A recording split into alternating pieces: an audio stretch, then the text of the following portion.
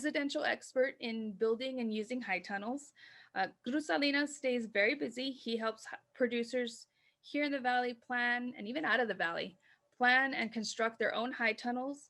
And that can result in better production and hopefully more profits for the producer. Cruz, thank you for being with us. And let me say first, let me remind you again that if you have any questions for Cruz, that you can put them in the Q&A box, and we'll ask those of him afterwards, in English or Spanish.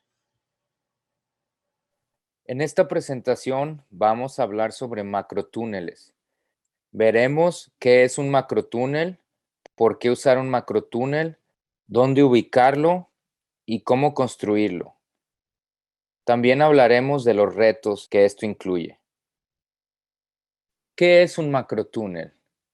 Los macrotúneles, o a veces llamados invernaderos pasivos, son estructuras cubiertas con plástico y sin calentadores que proveen una cierta protección ambiental y control comparado a condiciones de campo abierto o invernaderos con calentadores y enfriadores. Las diferencias principales entre un macrotúnel y un invernadero es que usualmente en un invernadero las plantas se crecen en macetas o en mesas, mientras que en un macrotúnel las plantas son crecidas directamente en el suelo. Otra diferencia es que los invernaderos generalmente son diseñados y construidos para usar calentadores, sistemas de ventilación y enfriadores de evaporación. Los macrotúneles no están equipados con calentadores, sistemas de ventilación o enfriadores de evaporación. Su principal ventilación y sistema de enfriamiento son las puertas levantables laterales que funcionan manualmente. ¿Por qué usar un macrotúnel? Para extender la temporada de producción, protección de los cultivos, control de temperatura, control de plagas, calidad del suelo y por diversidad de cultivos. Sin importar si estás sembrando en la primavera o el otoño, ambas temporadas pueden ser alargadas. Un macrotúnel permite sembrar o trasplantar antes o después que a campo abierto debido a la protección de cultivo que provee. Aquí, en el Valle del Río Grande, tenemos usualmente inviernos leves. Cuando tenemos heladas, generalmente son cortas, y aun cuando las noches pueden estar en los 50 o 60 Fahrenheit, los días normalmente se calientan hasta los 70 grados Fahrenheit o mediados de los 80 grados Fahrenheit. Es por eso la razón del por qué un macrotúnel funciona bien para condiciones de cultivo extendidas. Esto se puede lograr fácilmente al cerrar las ventanas laterales por la tarde para retener el calor que se almacenó durante el día y entonces levantarlas cuando la temperatura sube en la mañana siguiente. Al hacer esto, te permite controlar la temperatura que es adecuada para la mayoría de los cultivos de temperatura caliente y esto ayudará a extender la temporada hasta diciembre posiblemente. Mientras este método funciona bien en el invierno, es igual de bueno en la primavera. Abriendo y cerrando los laterales es la clave para las dos temporadas. Los finales de la primavera y el verano traen los días donde las temperaturas son muy altas, llegando a más de 100 grados Fahrenheit. La producción puede ser alargada y proteger los cultivos al poner una malla sombra sobre el macrotúnel. La malla sombra está disponible en densidades que van del 30 al 90%. Un porcentaje del 30% al 50% es ideal para vegetales. La reducción de la luz por la malla sombra causa una temperatura más baja adentro del macrotúnel, protegiendo plantas y vegetales de quemadas del sol. También previene daño a las flores y el polen debido a mucho estrés por el calor. Sin cubierta de sombra, en un día de 100 grados Fahrenheit, es posible alcanzar temperaturas de hasta 125 grados Fahrenheit adentro del túnel. Esto hará una diferencia en perder todo un cultivo. Los macrotúneles pueden estar cubiertos con plástico, malla sombra o una combinación de los dos. Estos materiales ayudan a mantener afuera los insectos y enfermedades de plantas que hay en el aire. Para mayor protección, se puede instalar una malla contra insectos. Es instalada permanentemente en la parte baja de los lados, permitiendo que fluya el aire cuando el plástico está arriba y manteniendo los insectos afuera. Mientras los orificios sean más pequeños, más tipos de insectos serán detenidos. La tela de sombra se puede utilizar como alternativa, pero se recomienda usar la tela mosquitera.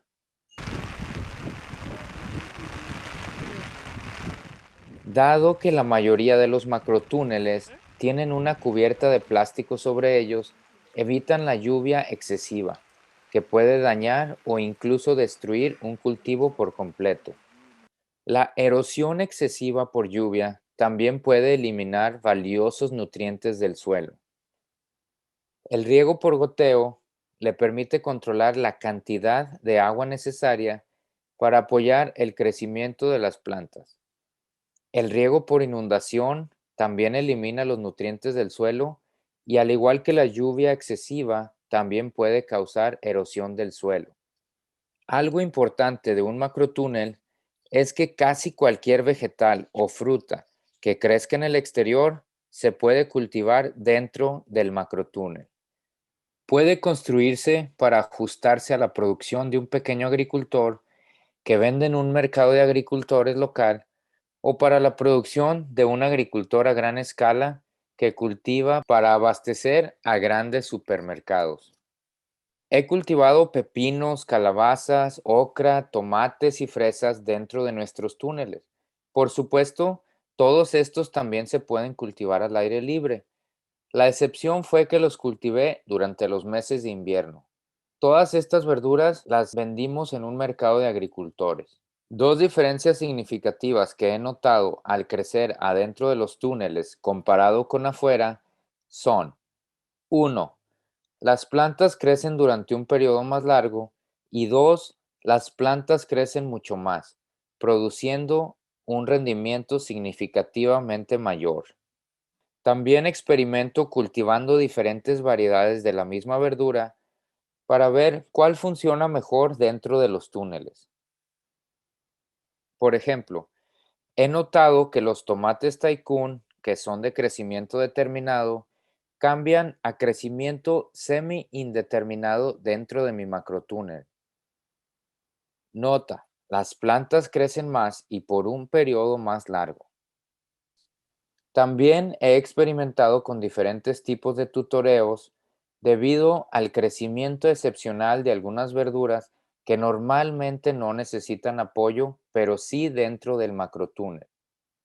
Ya sea removible o permanente, se necesitará algún tipo de tutoreo en algunas verduras. El túnel debe colocarse donde haya buena tierra. El área debe estar nivelada y tener buen drenaje. No coloque su macrotúnel donde sepa que el área se inunda. También es una buena idea preparar el suelo antes de construir el túnel. Con esto me refiero a labrar y agregar los fertilizantes necesarios. Otra opción es crecer un cultivo de cobertura si el tiempo lo permite. Evite lugares donde haya problemas con enfermedades transmitidas por el suelo o problemas de malezas anuales y perennes. Si la ubicación se limita a este tipo de áreas, es muy importante tomar medidas para corregir estos problemas antes de construir su túnel. Los estudios muestran que la ubicación del macrotúnel debe estar orientada donde capture la mayor cantidad de luz en invierno. Lo tomé en consideración, pero lo que realmente determinó la orientación en mi caso fueron los vientos predominantes en nuestra zona. Dado que tenemos temperaturas muy altas durante todo el año, quería que la mayor cantidad de aire fluyera a través de los túneles cuando las puertas laterales estuvieran abiertas. Esto mantiene una temperatura más fría dentro de mi macrotúnel. Al colocarlos de este a oeste, puedo capturar la mayor cantidad de luz solar y obtener el mejor flujo de aire. Dado que ahora cultivo principalmente tomates dentro de los macrotúneles, el flujo de aire constante es muy importante para la polinización de las plantas durante las etapas de floración. Las plantas que se autopolinizan son muy importantes en los macrotúneles, ya que las abejas no funcionan muy bien. Sin embargo, los abejorros son una alternativa. Las colonias de estos se pueden comprar en línea. Hay muchas opciones de tamaños y kits de macrotúneles que están disponibles en el mercado hoy en día. También hay muchos diseños disponibles. Los techos góticos o redondos también son algo a considerar. El tamaño y los materiales utilizados para la construcción dependerán de varias cosas. Número 1. ¿Cuál es su presupuesto? 2. ¿Cuánto espacio tiene disponible? Número 3. El área que está alrededor del macrotúnel. Si tiene árboles altos o vive en la ciudad, estos podrían causar problemas relacionados con suficiente luz solar y el flujo del aire. Número 4. Hay asistencia financiera a través de becas y programas de costos compartidos. Si recurre a cualquiera de estas fuentes de financiamiento, está sujeto a sus normas y reglamentos sobre la construcción y el material de los túneles. Los macrotúneles pueden ser tan simples como pegar tubos de PVC en el suelo y cubrirlos con plástico, o un diseño profesional que soportará algunas de las condiciones más duras que nos da la madre naturaleza. Puede contratar a una empresa local certificada para que construya su macrotúnel o puede hacerlo usted mismo. Si intenta hacerlo usted mismo, enfatizaré, no es una tarea fácil, pero sí se puede hacer. Deberá tener paciencia, tiempo, herramientas adecuadas y conocimiento sobre el uso de herramientas eléctricas. Dependiendo del tamaño y los materiales utilizados para la construcción, el costo del macrotúnel será de $2.50 a $4 por pie cuadrado. Al hablar con algunas de las personas que contrataron a un constructor certificado de macrotúneles, el costo total de la mano de obra fue un poco menor que el precio total del túnel. Voy a describir el proceso de construcción de un túnel de 20 pies por 68 pies, usando un marco de tubería de acero de 1 pulgada con 3 octavos. Primero se prepara el área. Posteriormente se cavan los hoyos donde van a ir los postes. Se van a colocar los tubos de anclaje con cemento. Posteriormente, se asamblan los arcos. Después de asamblar los arcos, se van a colocar sobre los tubos de anclaje. Posteriormente, se van a instalar los tubos que van a conectar todos los arcos. Se van a instalar los canales sombreros superior e inferior o madera para la cubierta superior, la tela contra insectos y las ventanas laterales enrollables. Instale el canal para el alambre sujetador en los canales sombrero o en la madera. Posteriormente, se instalarán las puertas laterales enrollables. Después se pondrá el alambre para sujetar el plástico y la tela mosquitera adentro del canal. Y después se instalará la tela para insectos. Ahora instale el marco delantero y trasero y el plástico sobre estos. Y después se instalará las puertas delantera y traseras. Retos. Ya sea que obtenga una beca o participe en un programa de costos compartidos, esté preparado para gastar dinero de su bolsillo. Hay muchos costos ocultos. A pesar de que los cultivos están adentro de un túnel protegidos, Hay tanta mano de obra y costo para cultivar, mantener y cosechar el cultivo como cuando se produce afuera. Un macrotúnel todavía está sujeto a todas las fuerzas de la madre naturaleza. Aunque en nuestra zona no estamos sujetos a nevadas ni a largos periodos de temperaturas bajo cero, todavía tenemos heladas. Y si no se toma algún tipo de medida, se puede perder una cosecha entera. En este caso, se requiere algún tipo de calentamiento. Se puede utilizar un calentador de espacio, por ejemplo. Otra opción es cubrir su cultivo con una tela de protección contra las heladas, como el de la marca Agribon. Aquí, en el Valle del Río Grande, nuestro viento predominante es del sureste. Es constante y en ocasiones muy fuerte. Es muy importante monitorear la cubierta de plástico superior y las puertas laterales enrollables. Pueden ocurrir daños importantes en cuestión de minutos si no se les da el mantenimiento adecuado. En el Valle del Río Grande realmente no nos golpean los tornados, excepto algo ocasional durante la temporada de huracanes, que comienza en junio y termina en noviembre. El año del 2020 fue un récord, como todos ustedes saben. Así que mantener una vigilancia continua en nuestras estructuras es muy importante. Varios túneles en la región fueron destruidos debido a los fuertes vientos de los huracanes de este año. Especialmente cuando sepamos que viene un huracán hacia el Valle del Río Grande, se deben tomar medidas preventivas como quitar el plástico a nuestros macrotúneles. A pesar de tener una cubierta de plástico sobre los túneles para proteger el suelo y las plantas de la lluvia y la erosión, que es algo muy bueno, el lado negativo es la falta de lluvia adentro del túnel que no permite que el suelo se drene como pasa en los ciclos de la naturaleza. De este modo, se crea un entorno para las enfermedades del suelo y la posible acumulación de sales y ciertos nutrientes a un nivel que no es saludable para las plantas. En este caso, es imprescindible realizar un estrecho seguimiento del suelo con análisis anuales para mantener la calidad de nuestro suelo. Cuando todo está dicho y hecho, ya sea que tenga una cosecha excelente o tenga que empezar de cero otra vez, siempre hay un arco iris que nos recuerda que lo que hacemos es por el bien de nuestra comunidad. Muchas gracias por su tiempo y me pueden contactar a este correo electrónico. Voy a estar contestando preguntas más adelante.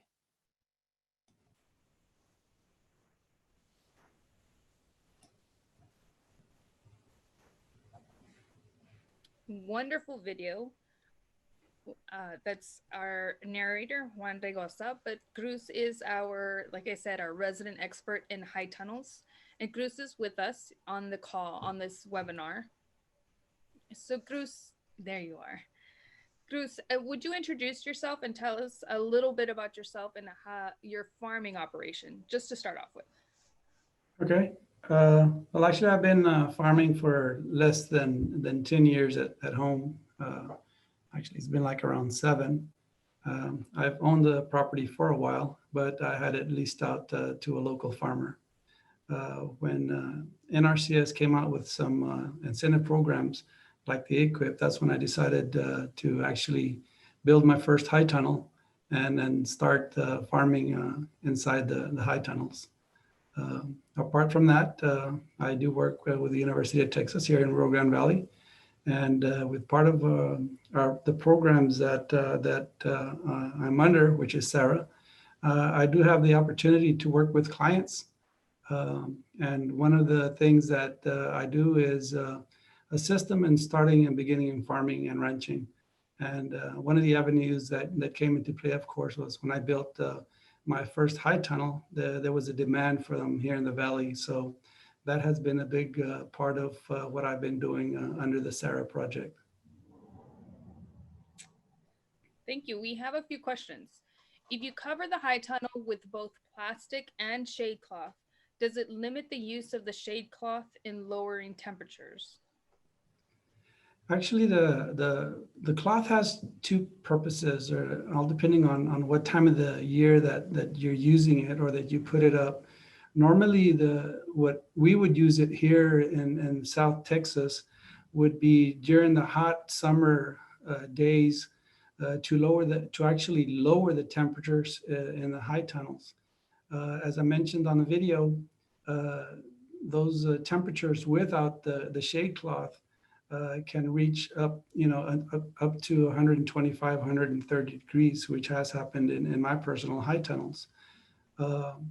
And the purpose of that shade cloth also can be used as an insect barrier. Now, if it's on top of the plastic, of course, it's not doing that, but a lot of people hang it over the side so that it protects the plants from some of the insects to come into the high tunnel. Now, was some research done at the University of Arkansas, and to assist in keeping the bugs out, the percentage that they, I guess, recommended was 50%, because it allows enough sunlight for the plants to survive, of course, because they need sunlight. And it was also the right size to keep most, not all of them, most of the bugs out.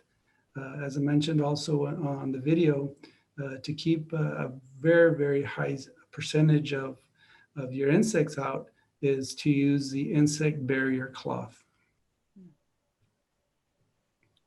Sticking with the idea about the shade cloth and the plastic, can one person raise and lower the walls of the high tunnel on their own, or does it always require two or more people? Actually, the way they're built, a single person, and it doesn't have to be one with, it can be a petite person. Actually, my wife, she's a petite, and she's able to raise and lower the sides by themselves. They are manual. They have to be rolled up physically. But there is kits out there which allow you to raise it either with a crank, which facilitates it quite a bit. And you do have the options of putting an electric motor on it to help and raise, but it is not necessary. Even a 100-foot in length door can be opened and closed manually by a petite person. Yeah. So the walls and doors are customizable depending on what you think you need? Yes, all depending on the actual size of the unit or the length determines. There is no really set on as far as the height is concerned. You can have it as low as 2 feet, or you can have it as high as 8 feet. Basically, what it is when you purchase the material to do your roll-up doors, you purchase the size and you literally cut it in half, because they won't sell you a 2-foot wide roll, of course, but they'll sell you a 10-foot or a 12-foot or a 20-foot. So, when you buy that roll, you just split it down the center, and that's what determines the height of your side doors, for the most part anyway. Thank you. Can you describe how to effectively address insect or weed issues inside a high tunnel? Is it possible to get rid of pests without taking it all apart? It's whether it's all apart or not all apart, weeds and insects, you will never control 100%. You will always have a problem. Now, inside a high tunnel, you can, of course, cut substantially the form of or the amount of light that comes in. You can keep out a high percentage of most of the insects that come in, but for the most part, somebody will always leave the door open, and here come your insects. Some of your airborne diseases are microns in size. You really can't see them, so they'll work themselves through the insect barrier cloth. So you will never totally eliminate your insect or your disease problems. Now, as far as weeds are concerned, you will have probably less because it's a lesser of an area for you to be maintaining. And the good part about it is that when you're in the high tunnel, you're almost using the same walking paths consistently. And literally, as you're walking up and down those paths, one, you can pull them out with your hand, and two, but you're actually stepping on some of the small weeds that are coming up, and that sort of almost controls the weed population in there. But also depending on some type of like hay bales when you purchase to use as a cover crop to put on top of your soil, all depending what type of that situation that you put yourself into, you're actually bringing in the weeds that are in that hay bale, if that makes any sense. So even though you're protecting your plants from the cold weather with whatever hay or alfalfa or Sudan grass, one, you're bringing in seeds that will germinate from that particular cover crop. And of course, there will be some seeds from the weeds that normally that you would not have, that you brought in from someplace else. But those are real easy to control because you'll see them right away. Thank you. Eric Guetta asks, how many years of use can one expect to get out of a high tunnel? My oldest high tunnel is going on 6 years old. As far as the maintenance is concerned, it's been very, very little maintenance, which has surprised me. Now I work with 7 years with the USDA, and I did work a lot inside, but those were not high tunnels. They were considered. They had the air conditioning and the heating and so forth, so on. So I would think that they would last a little bit longer. But the high tunnels, like I said, is going on 6, 7 years old. And the only maintenance that I've had to done with it was that I had a cat go up on top of the high tunnel because a bird got in there and he was trying to capture the bird. And the cat actually just scratched and tore the plastic. But they do sell the plastic tape that you're able to mend and repair that. Other than that, I've really had not much of any maintenance to do to the high tunnels themselves, other than this last hurricane that we got. Yeah. So other than not having a cat, what are some of the preventative maintenance measures you can take to extend the life of that high tunnel? One of the things, as I mentioned on the video, you have to really watch the weather. These winds that we have is what will cause most of the damage, especially on your roll-up doors. And if you have not only roll-up side doors, but you have roll-up front and back doors. If you happen to leave them halfway open or just a little crack on the bottom, when you get the real strong winds, they almost serve like a balloon effect, and they'll go in and they'll just, they're expanding and contracting the plastic, and eventually that will tear. So the trick to that is to either have them all the way open when the winds are hard, or literally have them all the way closed. Okay. What types of crops grow best in the tunnels? Can you grow anything there, or are there some that do better than others? I've grown quite a bit of different crops in there, but after about the second year, we decided to go to some niche crops, which at this point, we've almost narrowed it down to just growing tomatoes in there in the winter. We did grow strawberries. We did grow squash.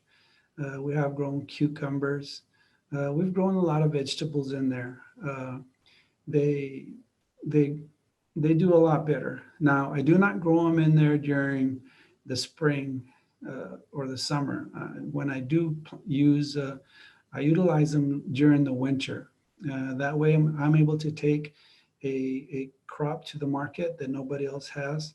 And I'm able to get a little bit more money, or quite a bit more money out of them, because nobody else is taking them to, and two, the availability is not there at your local food market. Okay, I have a couple other questions. ¿Cómo se puede financiar construcción en un túnel? I've been very, very fortunate, and I guess we all are, for having NRCS, which, is, as you mentioned, or in the previous section, where they're just about in every county, and we do have one in Willacy, Hidalgo, and Cameron. And, I might add, there's some of the best individuals that I've personally worked with. And I used their equip program when I started my first one. Personally, I have 4 now, and each one of them has been through that program. And it's an assistance program. They don't pay for the whole thing. It's a cost share program, and it all depends when you make the application on what cost share is going to be on your part and on their part, and they have technical assistance before you even start building, and so forth, so on, that assist you on the actual building of the tunnel house. And we have some very, very good people who are very knowledgeable now as far as tunnel houses are concerned. In Willacy County, I was the first one who actually built a tunnel through this program, and we've sort of worked with each other, and over the time I've built close to 28 high tunnels here in the valley. I've put up 2 in Falfurrias and 1 in Laredo, and all of them have been through NRCS, as a matter of fact. Yeah, it's one of their kind of emphasis areas lately. So you mentioned that you live in Willacy County, and I know you live in a city, not the unincorporated part, but a city in Willacy. Did you have any trouble with ordinances or any kind of city regs? Actually, I don't live in the city. My farm is located right outside, maybe half mile. But of those 28 that I've either built or assisted in building, a big percentage of them have been within the city limits. And up to probably this year, there had not been any problems as far as any individuals building one inside the city.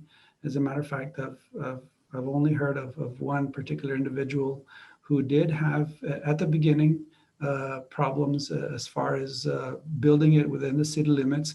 But after doing his homework and approaching the right people and presenting what we are doing, he was allowed to go ahead and build the tunnel within the city limits. So at this point, I don't think nobody has been denied that. So it's just a matter of doing your homework and following procedure on what you can and where you can build as far as that's concerned. Because they do have some zones where they probably would not let you do it, but I have not heard of somebody not being allowed to do it at this point. Right. A couple more questions. R. Zamora asks, is there a difference between a high tunnel and a greenhouse? I know there's something about heat or climate control. What else was there? Well, as the basics is that on a high tunnel, even when you go through NRCS, one, you're not allowed to use any type or have built in any type of heating or cooling systems. It's just, it's high tunnel is a wannabe greenhouse, basically. The cost is, oh gosh, quite a bit less than a greenhouse, when you have to have your electricity or gas or whatever to support whatever you're going to use for heating and cooling. Now, if you build it on your own, I guess you can add or take out and using your own money from out of pocket and not using any type of grant or assistance program, you can, build it the way you want. But when you're going through a program, you're liable to their rules and their regulations as far as how you can build and where you can build and what type of kits you can or can't use. I've heard that when you go through some of the programs, in a high tunnel, you're not allowed to grow above ground, maybe like seedlings or anything, that you have to do everything in the ground. Do you find that to be the truth? Okay. As far as I know, and then this last one that I built, which was approximately a year and a half ago, the regulations that they have is what you plant has to be planted directly in the ground. Now, you can have raised beds, which of course, all it is, you have your two sides of boards or whatever you're using, but it's directly in the ground. You cannot be planting like in pots or have some type of container that is set on tables, and you cannot be planting some type of unit, whether it's plastic or anything, that the root itself does not go directly in the ground. I mean, the seed actually has to be rooted, as far as I know. Now, the rules might have changed between then and now, but up to when I built mine, that was still the norm. Thank you. One last question from Arnulfo Gonzalez. How does your drip system work for the Roma tomatoes? How does the what? How does your drip system work for Roma tomatoes? Okay, I have planted Roma tomatoes. As I mentioned in the video, I plant a whole lot of different varieties so that I can pick one that grows better or does better, during either the early spring, or late fall, going into winter and so forth, so on. One year I did plant Roma. Actually, I planted 2 rows of Roma and 2 rows of Tycoon. They did exceptionally well with the drip system inside the tunnel house.